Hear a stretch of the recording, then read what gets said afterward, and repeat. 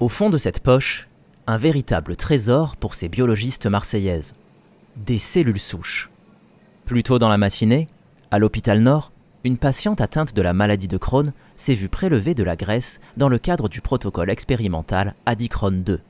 Les tissus graisseux ont alors été envoyés au laboratoire de l'hôpital de la Conception, où les équipes de la docteure Julie Véran se sont chargées de nettoyer, filtrer et conditionner les cellules souches de la patiente, avec pour objectif de les renvoyer le plus rapidement possible. C'est une procédure assez courte, donc nous, à la PHM, on souhaite que les patients puissent bénéficier de ces traitements innovants sur une journée, donc il n'y a pas d'amplification de cellules souches par culture. C'est une simple purification de cellules souches associées à leur propre tissu graisseux et ça permet qu'ils puissent bénéficier très rapidement avec des actes relativement peu invasifs de ce type de traitement. Retour à l'hôpital Nord dans l'après-midi.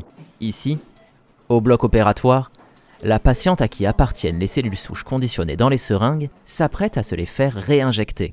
Mais avant cela, le chirurgien plasticien doit à nouveau prélever de la graisse. La deuxième étape, en fait, c'est de booster ces injections avec un nouveau prélèvement de graisse, pour le coup total, avec les adipocytes, les cellules qui donnent du volume et d'autres cellules souches, et réinjecter ce cocktail-là autour des fistules pour pouvoir guérir les fistules dues à la maladie de Crohn.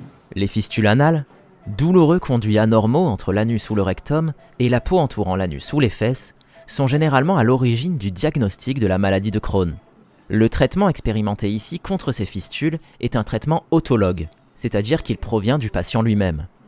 Les cellules souches prélevées ce matin sont injectées directement dans les fistules, avec encore de la graisse non filtrée. La maladie de Crohn fonctionne par destruction cellulaire, par inflammation chronique, et donc elle ne va pas se réparer, ce périnée malheureusement ne se répare pas tout seul, donc c'est l'adjonction d'une maladie qui est bien contrôlée par biothérapie d'une part, sur le plan systémique, et qui va avoir l'adjonction de ces cellules souches qui sont totipotentes, ça veut dire qu'elles vont pouvoir se transformer en cellules dont on a le plus besoin localement, donc là ça peut être des cellules musculaires, des cellules graisseuses, pour reconstruire la destruction périnéale, et va s'ajouter à ça les autres cellules qui sont dans cette fraction vasculaire, qui sont des cellules de l'immunité, notamment les cellules dendritiques, qui théoriquement aideraient en fait à la cicatrisation et à l'effet anti-inflammatoire. Si ce protocole designé par la PHM ne soigne pas la maladie de Crohn, il permet néanmoins d'améliorer grandement la qualité de vie des patients touchés par les fistules. Vraiment, ce qu'on regarde, c'est des critères patients avant tout, sur leur ressenti et leur qualité de vie dans la maladie de Crohn.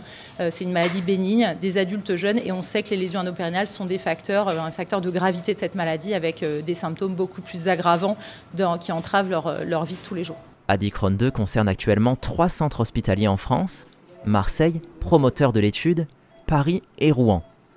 Une quarantaine de patients ont déjà été traités, une moitié a reçu un placebo et l'autre a reçu les cellules souches.